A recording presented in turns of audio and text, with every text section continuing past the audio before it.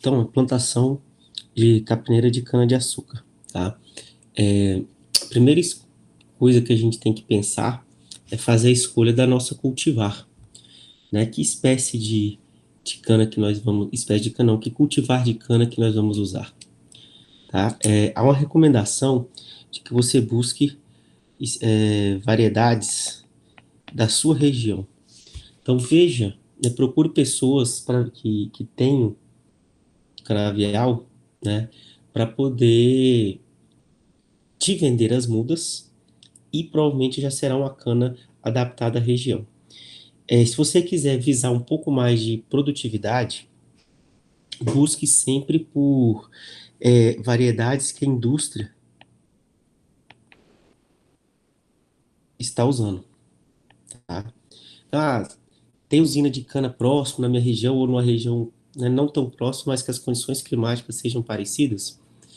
Então, se tem, essas serão as melhores cultivares a serem usadas. Por quê? Elas apresentam alta produtividade e elas apresentam é, alto, é, alto teor de sacarose, né? Que também pode estar em algum momento lá descrito como BRICS. Então, o BRICS é o teor de açúcar que tem na cana. E também elas apresentam menor quantidade de fibra, né? Tem os colmos mais finos. Então, são variedades que tendem também a favorecer aí a produção animal, tá? Então, quando você faz essa escolha de forrageiras, né, de variedades de cana da sua região, você já está buscando uma adaptação ao clima da sua região, a resistência de pragas, né, possivelmente venham a ocorrer, então você já ganha nesse sentido. Existem, não se preocupa com essa numeração aqui não. O que eu quero é que vocês estejam atentos a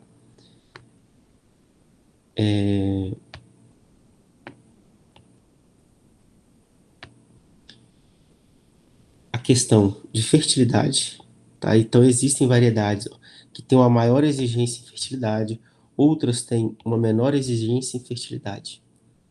Então estejam sempre atentos a isso quando forem fazer a escolha de uma cultivar, tá? Outra coisa que tem que também prestar atenção é se a espécie que você está trabalhando, ela apresenta colheita precoce ou tardia, tá? Então, você tem variedades ali, ó, que vão apresentar época de colheita chamada precoce e outras época de colheita tardia, tá?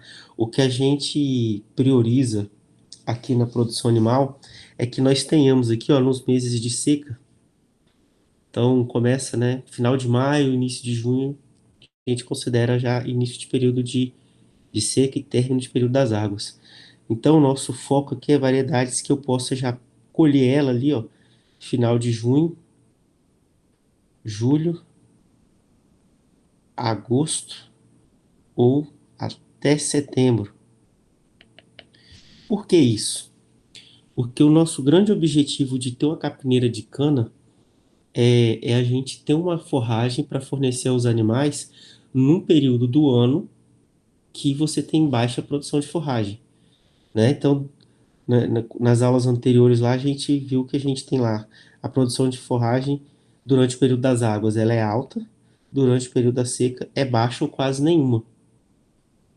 Então, para que eu possa manter o meu rebanho no período da seca, eu preciso ter alternativas. Que alternativas são essas? Um pastejo diferido, uma silagem, né, a cana. Então a cana é a única forrageira que a gente tem que ela vai estar apta para consumo no período da seca. Todos os outros capins que a gente tem, ele tem, durante o período da seca, ele apresenta o pior valor nutricional, né? No caso da cana, é onde você vai ter ali maior equilíbrio entre produtividade e valor nutricional, tá? Então, basicamente aqui, ó, os principais são esses três períodos, 3 meses aqui. Então, eu vou ter que focar em uma variedade que eu tenho aqui, ó, esses meses atendido, tá? Focando em ter uma forrageira para fornecer aos animais num período de escassez. Como que eu vou definir o tamanho de área, né? Eu preciso definir o tamanho da área de acordo com o meu rebanho e de acordo com o consumo, tá? E o consumo aqui, ó, ele vai variar, vai ter várias coisas que vão influenciar nele. Por exemplo, relação volumoso concentrado na dieta. Ah, você vai fornecer 100% cana ou você vai fornecer algum concentrado, né? Então, eu preciso saber a minha relação volumoso, tá? Qual o percentual de, de gente, fugiu a palavra aqui, né, de concentrado. Vou dar algum outro tipo de suplemento, como um proteinado, ou não vou? Então, essas perguntas aí, elas precisam é, ser respondidas logo no início do seu planejamento, tá? Em geral, tá? Em geral, a gente não trabalha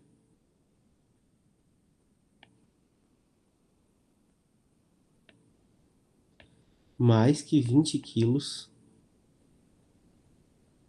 de cana. E aqui eu tô falando de cana in natura, tá? Não tô falando de matéria seca, não. Tá? Matéria seca vai dar bem menos, tá? Por quê?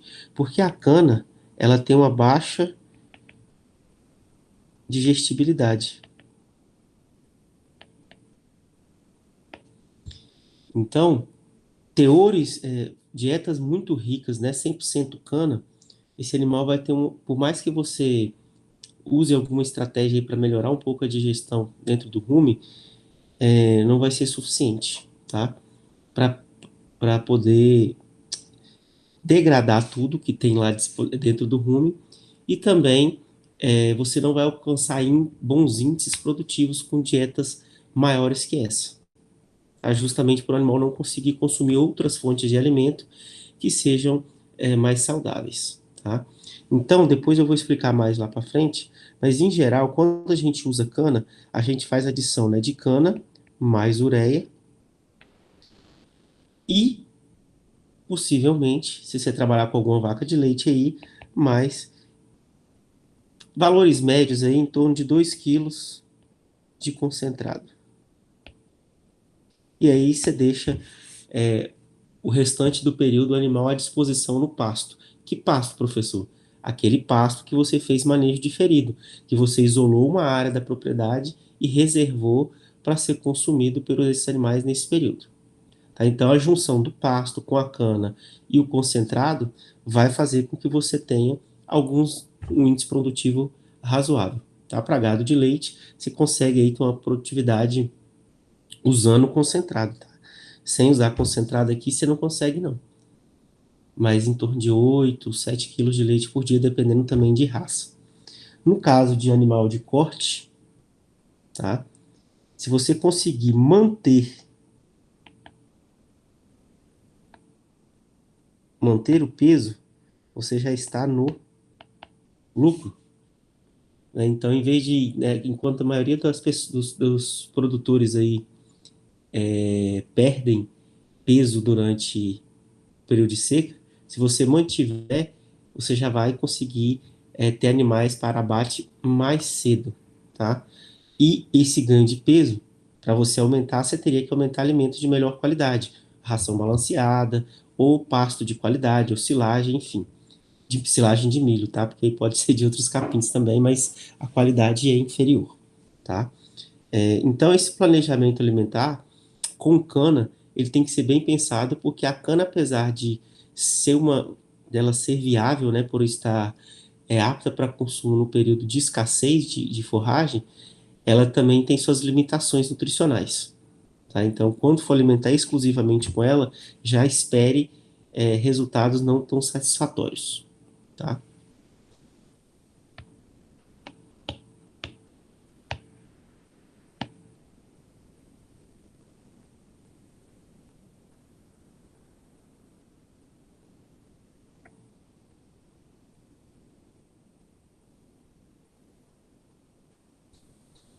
Então, continuando aqui no planejamento, é uma conta bem simples, tá? Então, imagina aqui que você tem 20 animais, né, com peso médio de 20 quilos de cana cada um, vai consumir durante um período de 150 dias. A produção média, tá, de matéria seca da cana é em torno de 120 toneladas de matéria verde por hectare ano, tá? Pode ser um pouco mais ou um pouco menos. Lembre também que essa produção ela só é maior no primeiro ano. A partir do segundo ano, terceiro ano, essa produção ela diminui, tá? Então, cana, a gente faz a substituição dela a cada 5 anos.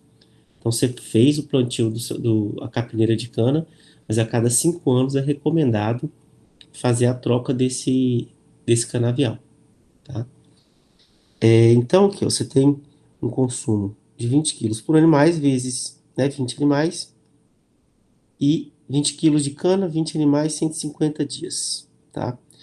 Então, primeiro eu vou calcular aqui o consumo de matéria verde por animal no período. Então, ó, 20 animais vezes 150 dias, eu vou ter um consumo no período por animal de 3.000 quilos. Para saber o consumo total, basta multiplicar isso daí pelos 20 animais. Então, 20 animais vezes os 3.000 quilos que cada um consome no período, total de cana no período de 60.000 quilos, tá? Então, se você tem ali a área de capineira, ela produz 120.000 quilos por hectare, você precisa de 60.000, então vai ser 60.000 dividido por 120, que vai dar 0,5 hectares. Então, plantando uma área de meio hectare, eu consigo aí atender essa necessidade de 20 quilos de médio diário para essa forragem aqui que foi exemplificada, tá? Bem simples. Se você for fazer agora cálculos, né, relacionados a consumos diferentes, vamos supor que você vai ter uma vaca aqui de 450 quilos com consumo de 2% do peso vivo. Então, só um minuto. Isso vai dar 450 vezes 0,02. Isso daria 9 quilos de matéria seca. Ah, mas ela, né? Ela consome. Vamos supor que aqui eu vou ter que dar. Como é que eu vou fazer esse exemplo? Tá, guarda essa informação aí. Então, a cana, em média, ela tem aqui, vamos calcular aí com 27% de matéria seca, tá? Então, se eu não posso dar mais que 20 quilos, deixa eu só fazer uma continha aqui, 20 quilos é 100%, 27% é X. Eu já explico o que eu estou fazendo aqui, tá? Só para vocês entenderem. Então, vai ser 20 vezes 27 dividido por 100. Então, isso aqui daria 5,4 kg de matéria seca de cana. Aqueles 20 quilos ali de cana daria 5,4. Ou seja, menos 9 aqui me sobram. Então, 3,6 quilos de matéria seca para compor com outros alimentos, tá? Então, só para ver qual que teria que ser uma relação volumoso concentrado aqui, então vai ser 9, 5,4 dividido por 9. Então, isso aqui está representando 60% da dieta é volumoso, isso daqui, 40% da dieta seria concentrado. Tá? Mas aqui, ó, volumoso de cana. Ah, mas eu vou liberar para pastejo. Ah, então, se eu liberar aqui para pastejo e ela consumir aí mais, sei lá, mais 20%, então essa relação de pastagem, essa relação aqui já mudaria, já não seria mais 40, seria 20. Tá? eu poderia compor esses 20 com outro um alimento concentrado, ração balanceada, né? Então, o que eu quero que vocês entendam aqui é a, esse uso de cana aqui, está limitado. Então, normalmente, vai dar, às vezes, um pouco mais de 60% ou, às vezes, um pouco menos de 60% do consumo desse animal. Tá? Vai depender muito do seu objetivo de produção. Então, aqueles dados de consumo que a gente viu lá na pastagem para bovinos de corte também, a gente pode usar aqueles valores e inserir a cana dentro daquele planejamento. Né? Então, eu posso fazer um planejamento com a cana, fornecendo um pouco de silagem, fornecendo um pouco de ração balanceada. E aí vocês podem calcular essa ração balanceada usando lá, por exemplo, quadrado de Pearson, né? Formula a dieta, coloca todos os alimentos que vão compor essa dieta e faz lá formula um concentrado para poder atender esse déficit que vai ficar, tá? Mas isso aqui é assim, vocês já têm conhecimento para poder planejar isso de maneira mais, dessa forma que eu estou fazendo aqui, de maneira mais precisa, tá? Mais intensificada. Mas, basicamente, é isso daqui, esse cálculo simples aqui. Se você quiser fornecer 10 quilos de cana, vai dar muito menos cana, tá? Ah, mas eu quero fornecer 25 quilos de cana. Até pode, tá? Agora, valores muito maiores que esse, 20, 30 quilos, 35 quilos de cana por hectare, que seria para atender aí, né, uns 8, 9 quilos de matéria seca, não é recomendado, tá?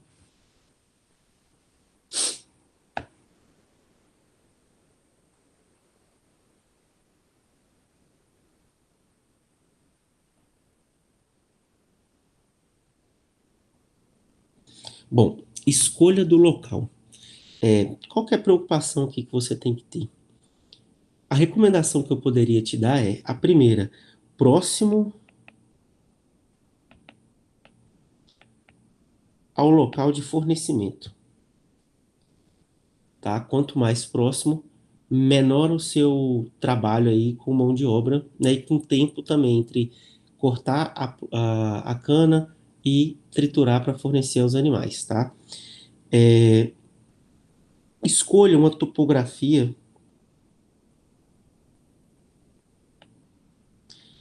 que seja desejável. E o que seria uma topografia desejável? Com baixa inclinação, tá? Você vai ter que manusear muito, às vezes com trator, jogar adubo. Então, como é uma área de pequena, normalmente, né, não é uma área muito grande e é intensificada, que as condições de topografia sejam razoáveis, tá? Que seja o mais próximo de plano que for possível, tá? E com boa drenagem. O que é solo com boa drenagem?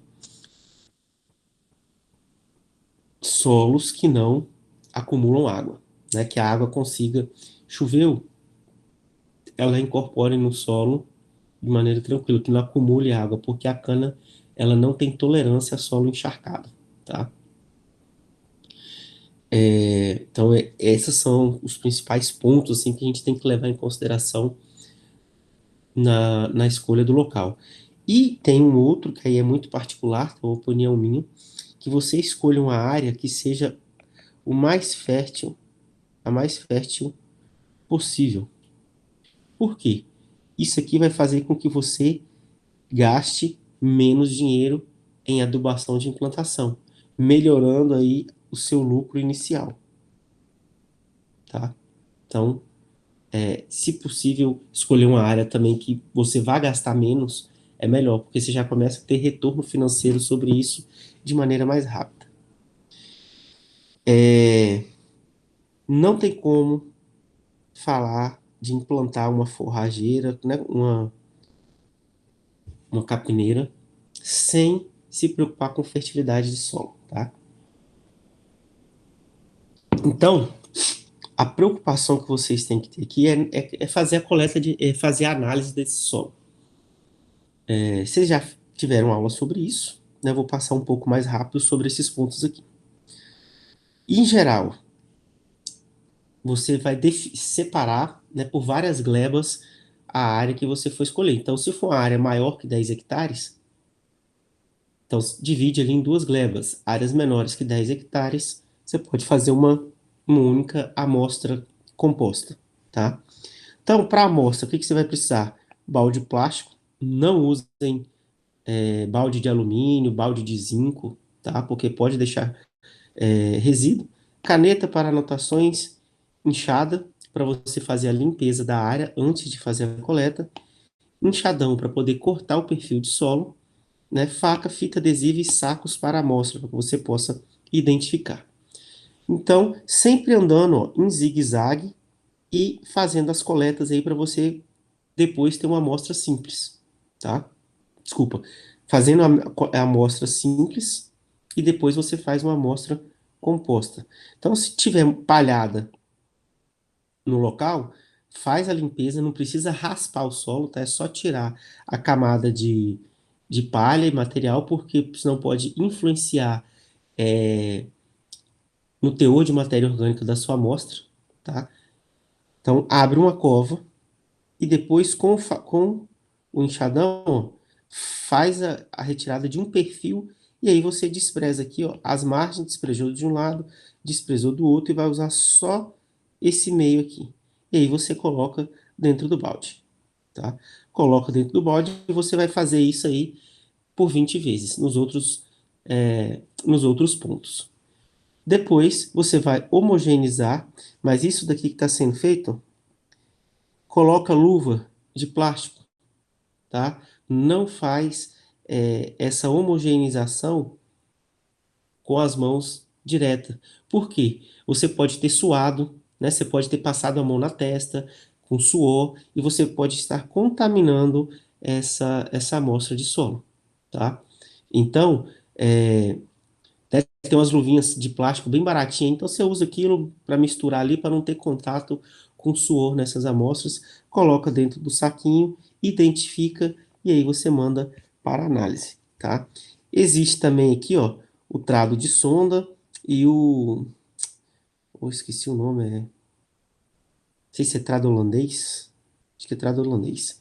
Também que são outras formas e aí como nisso aqui você já tira uma pequena quantidade de material, você já pode ir formando a sua amostra composta no mesmo saquinho, tá? Não precisa nem pôr no balde, pois é só misturar, tá? Então, ó, vocês vão corrigir a sua fertilidade trabalhando com valor, um VC de 60, tá? Então, a cana, ela tem uma alta exigência em fertilidade do solo, tá? Então, vocês vão trabalhar com VC de 60%. E aí, vão fazer os cálculos, né? Vocês já fizeram isso aí lá no primeiro ano, no primeiro módulo, né? Ou no primeiro ano, que é do ensino médio. E aí, vocês vão calcular, né? Lembrando que quanto maior o PRNT, menos calcário você joga. Quanto pior o PRNT, mais calcário você vai ter que jogar, tá? Então, se eu não me engano, essa fórmula aqui é da quinta aproximação de Viçosa, ou é de não, acho que é de Jabuticabal, tá? Do livro Fertilidade de Jabuticabal. Então não tem segredo. Exigência, né? A saturação desejada, saturação que tem na amostra, né, que você mandou fazer, e o PRNT. Pronto. Feito isso aí, você consegue calcular a necessidade de calagem e a quantidade de calagem de calcário que você vai usar. Primeira etapa, necessidade de calagem. Segunda etapa, a quantidade de calcário, tá? Vou só apagar aqui, caso vocês queiram pausar aí e detalhar isso aqui, vocês fazem.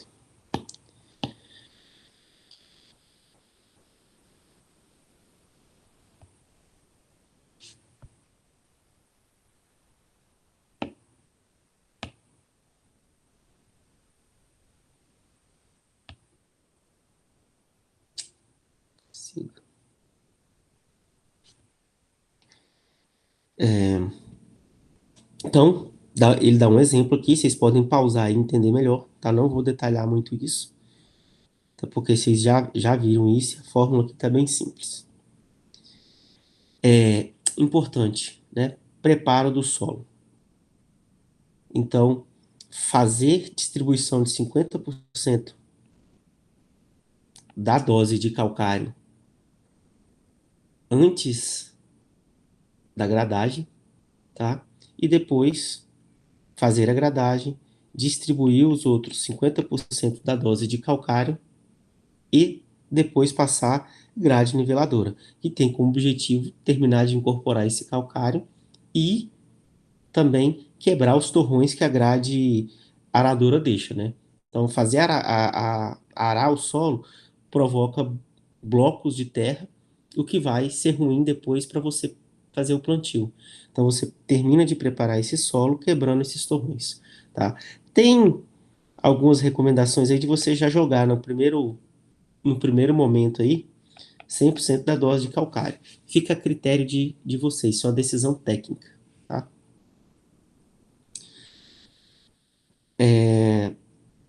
Subdivida, caso você vá, seu objetivo seja alimentar com cana por um longo período ali, faça uma subdivisão da sua área de plantio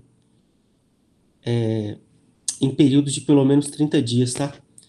Então, se você vai lá, se você, vamos supor, normalmente vai planejar ali para 3 meses do ano. Então, você vai fazer 3 talhões. Então, você vai plantar esse aqui, talhão um, depois de 30 dias o 2, depois de 30 dias do segundo, o terceiro. Qual que é o objetivo disso aqui? Que você tenha a cana chegando no ponto de colheita em períodos diferentes. Porque se você já planta tudo junto aqui, pode ser que essa daqui já chegue lá no final com inflorescência. Que inflorescência? É aquele pendão que ela solta, né? Aquela flor que ela solta para iniciar o seu período reprodutivo. E isso piora muito a qualidade da cana, tá? Ela entra em processo de isoporização, tá? Ah, professor, mas isso dá muito trabalho. Dá. Mas você pode também plantar tudo e nesse primeiro ano, porque no segundo ela vai estar chegando quase que junto, né? Não vai ter muita diferença.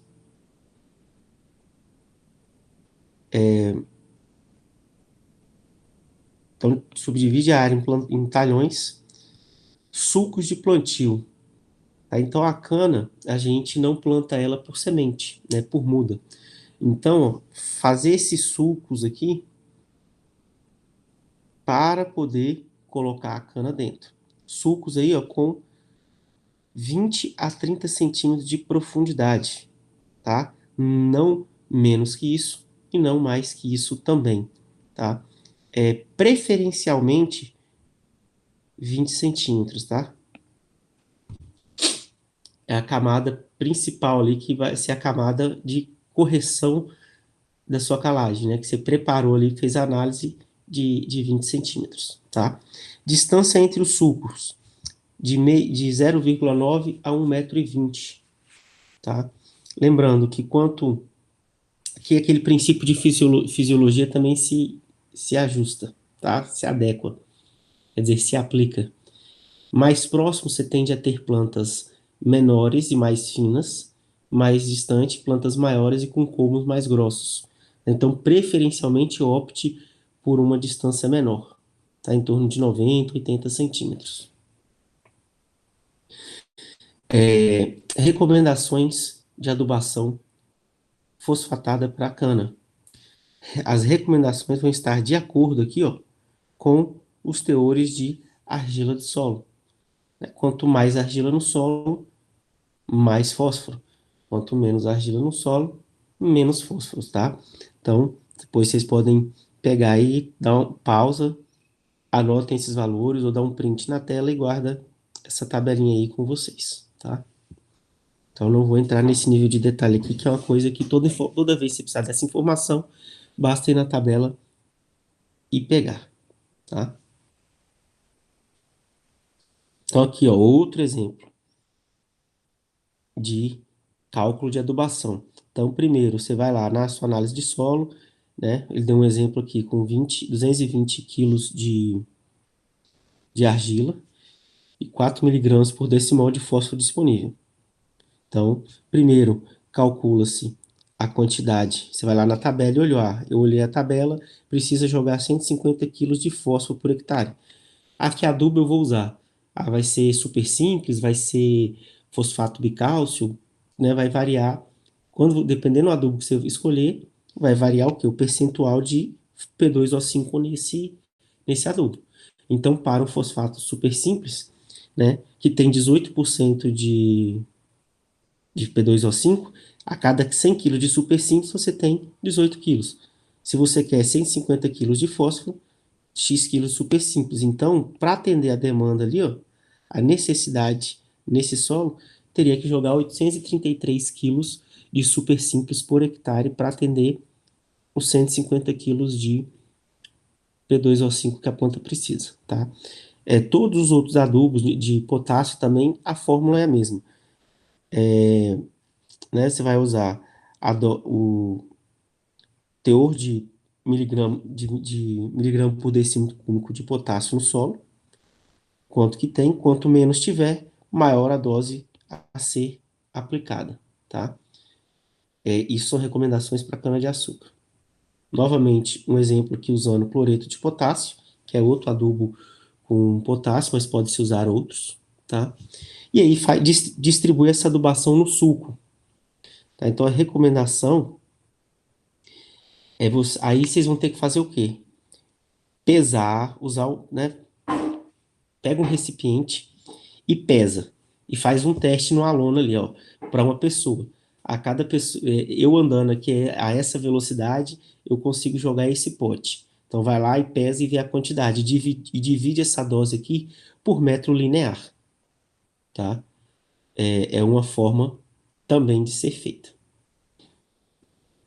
tá? E aqui, voltando para fósforo,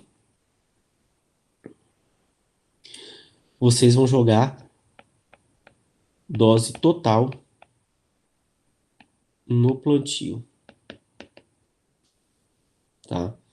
Para potássio, vocês podem fracionar metade da dose no plantio e metade da dose em cobertura, tá?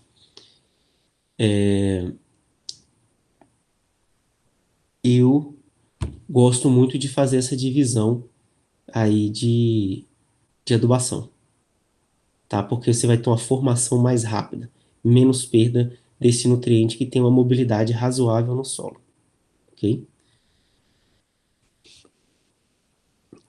Então, adubação, potássio e fósforo no suco. Veja que não estamos distribuindo nitrogênio, tá? Então você não vai usar nitrogênio no plantio, ok? Então adubação no suco. E aí você joga um pouquinho de terra no suco aí, ó. Por quê? Só para evitar contato direto do adubo com a gema da muda, tá? Que pode queimar ela e você ter uma germinação muito menor, tá? Pode-se também fazer uma adubação orgânica, né? Com esterco bovino ou esterco de caprinos e ovinos, tá? Algo em torno entre 10 e 15 toneladas pode ser aplicado. Novamente, jogou isso, cobre de novo para a muda não ter contato direto, tá? Solos muito arenosos, recomenda-se fazer adubação orgânica, tá? Para melhorar um pouco matéria orgânica nesse solo aí. Época de plantio, sempre período das águas, tá? Então, período das águas. Vai depender da sua região. Algumas regiões, em outubro, as chuvas já estão bem estabelecidas, outras, novembro, dezembro. Tá?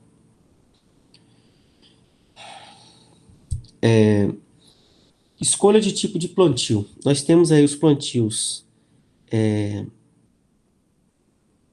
em estaca, plantio com planta inteira.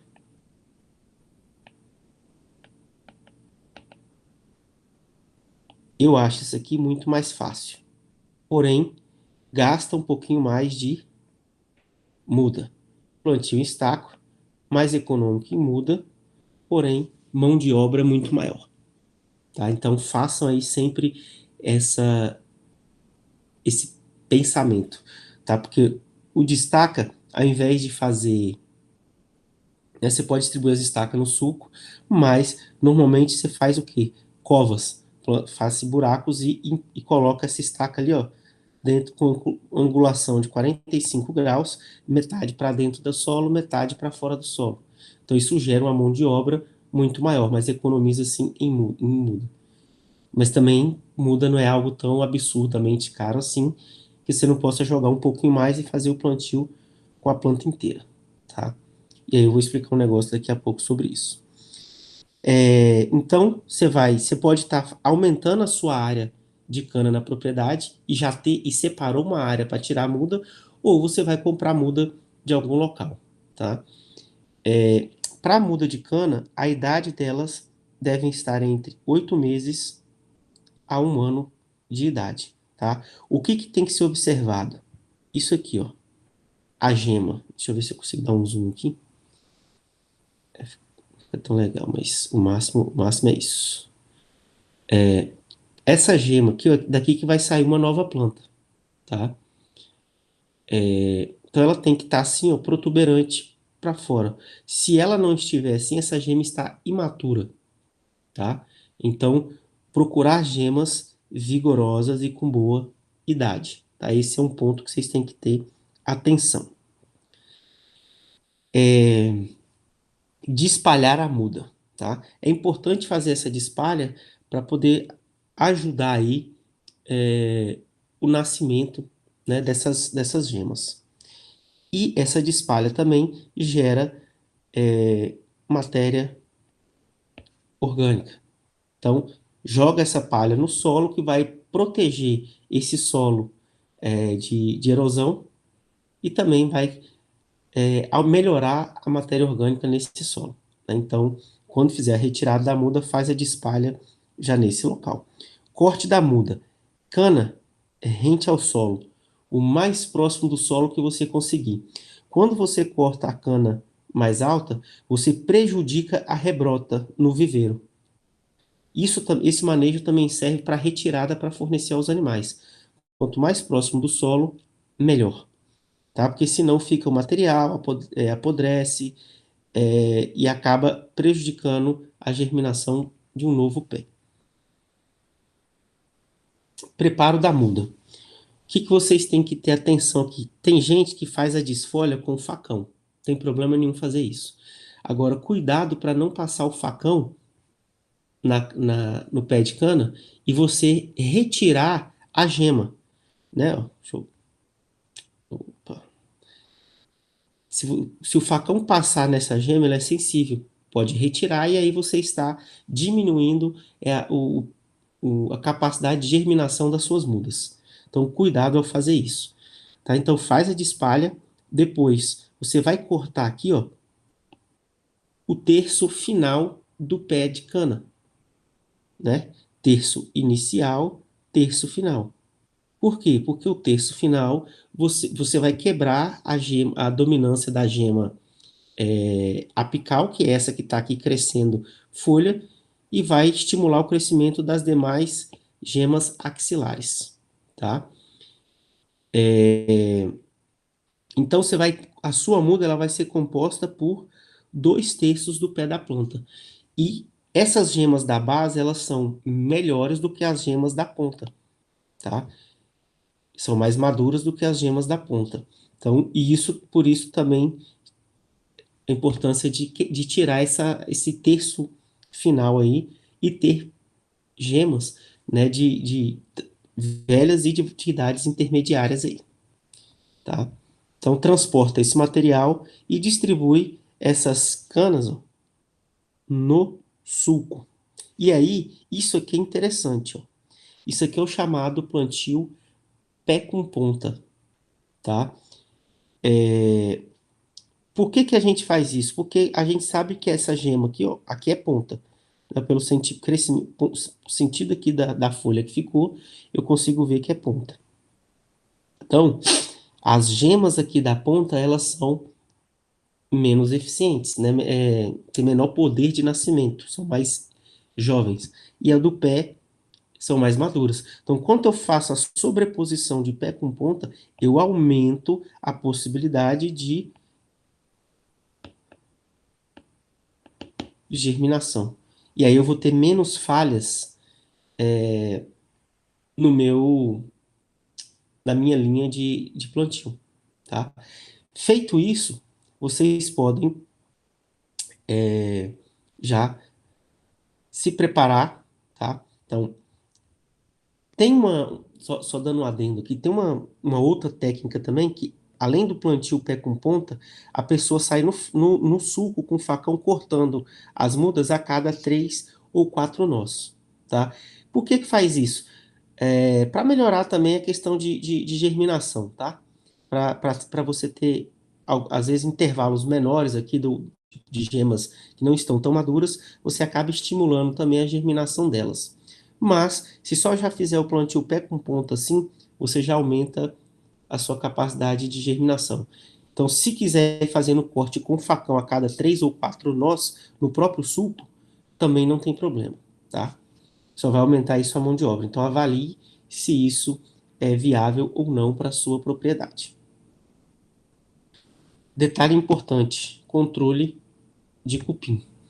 Então, antes de fazer a cobertura do sulco, para cobrir a muda, fazer o controle de cupim. Então, vai lá, compra um cupinicida, né? Qualquer um, e faz a aplicação diretamente em contato aqui com a muda, tá? Isso aqui é muito importante para que você tenha sucesso na formação aqui da sua capineira de cana, tá? Do seu canavial. E aí você segue todas aquelas recomendações, né? De lavagem, de descarte de vasilhame aí de defensivos agrícolas, tá? E uso de IPI, etc. Então, cobre as mudas, tá? Cobriu as mudas, vocês vão esperar que a chuva faça a parte delas.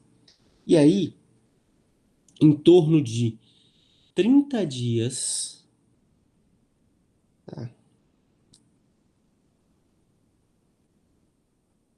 Cadê, gente? Ah, não botei aqui. Em torno de 30 dias, vocês vão fazer o primeiro manejo desse canavial, que consiste em fazer o quê? Capina. Então, a capina é para eliminar essa vegetação que não é a cana-de-açúcar. E essa capina pode ser manual, né, com enxada, ou ela pode ser química, tá? Com produto aí para dessecar, Roundup, glifosato, enfim.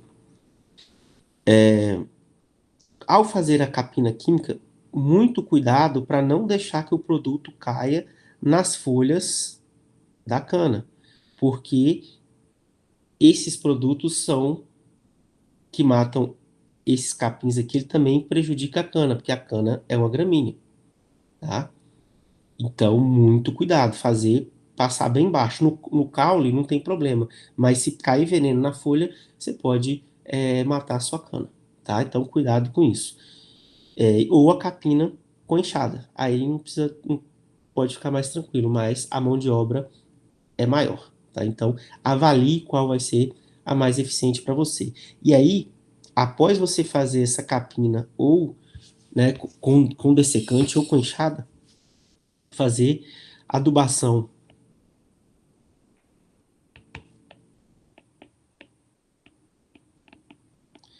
de cobertura. Com o quê?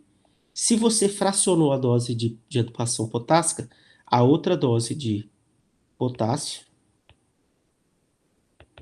metade da dose, e agora metade da dose de nitrogênio.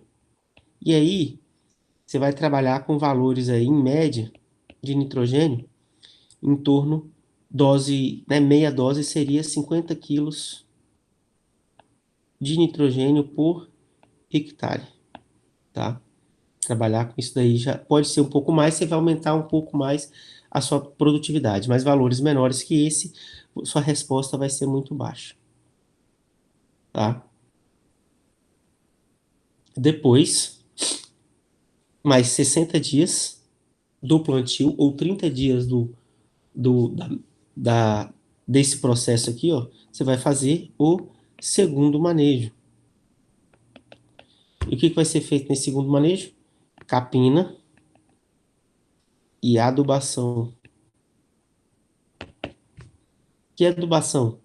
A outra metade da dose de nitrogênio, que seria ali os outros 50 quilos de N por hectare, tá? E aí, depois disso, é só aguardar o momento de fazer a colheita desse canavial. Então, você vai sempre fazer a colheita, corte rente ao solo, pega esse material, tritura e fornece para os animais. E aí, toda vez que você fizer cortes, tá? Não precisa ser todo dia, né? Todo dia eu cortei, não. Cortei agora e daqui 30 dias eu vou cortar mais um pedaço e aí eu faço a cobertura. E aí, recomenda-se as doses de adubação, né? De manutenção anualmente, tá? Em torno de 40 quilos de fósforo. Só que aqui, se você quiser fazer a análise, pode fazer. Talvez tenha que jogar mais ou menos, né? Vai depender do seu perfil de solo, tá? Em torno de 100 quilos de potássio, e em torno de 60 quilos de nitrogênio por hectare ano, tá? Então, ó, iniciou o período das águas, começou a chover, adubação de manutenção, tá? E recomenda-se, né, que quando você for fornecer aqui também, nem sempre a mão de obra, o custo com a mão de obra permite isso, tá? Porque isso gasta-se muito tempo. Mas, se possível, de espalhar a cana no próprio campo, porque é matéria orgânica que fica e isso ajuda a impedir o crescimento de capins, o que evita novas capinas quando iniciar o período chuvoso, tá? Mas aí é um critério de propriedade, fazer ou não, tá? Pode ser feito e pode não ser feito também. Ambas têm consequências, tá? Corte rente ao solo e, depois disso, as adubações de manutenção sempre no período das águas, tá? O uso da cana. Posso usar a cana pura? Poder pode, mas a cana ela é muito baixa em proteína bruta, tá? Então, você teria que ter aqui uma suplementação. E aí pode ser com ração balanceada, pode ser com sal proteinado.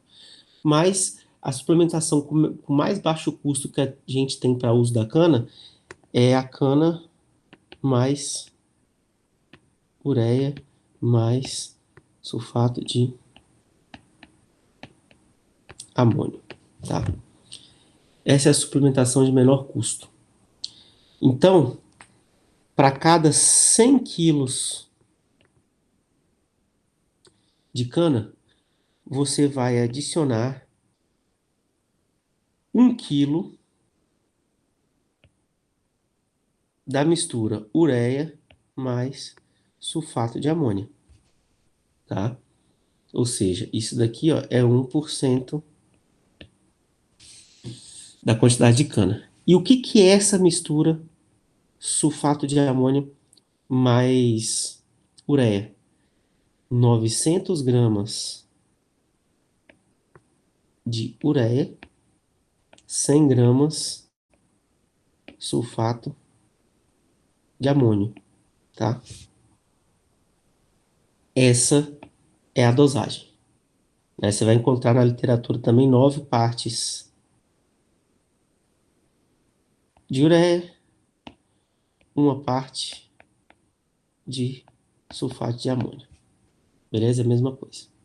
Parte aqui você pode transformar para maior quantidade de quilos. Ok? Bom, preocupação aqui. Adaptação. Tá? Umas, em torno aqui de uma semana a 10 dias aí, fornecendo metade da mistura sulfato de amônia mais ureia. Então, em torno aqui ó, de 7 a 10 dias, eu vou fornecer metade da dose. Então, vai ser 450 gramas de ureia, 50 gramas de sulfato de amônia, tá? Nos mesmos 100 quilos de cana. Então, a adaptação aqui, ó, é 5% da mistura, ou 5% da mistura, tá? Passou um dia sem. Ah, faltou ureia, eu acabei dando cana sem ureia, mas aí amanhã eu já trouxe. Volta para adaptação. A adaptação é importante porque para acostumar a microbiota ruminal desses animais. Porque qual que é o objetivo? Como a cana tem baixa proteína, as bactérias no rumen vão usar o enxofre que tem no sulfato de amônio e o nitrogênio e vão formar proteína microbiana para produzir novos micro-organismos e com isso ajudar na degradação da cana, que tem alta quantidade de fibra bruta, tá? É esse o objetivo. Tranquilos? É isso. Qualquer dúvida que vocês tiverem, a gente tira aí nos atendimentos, tá?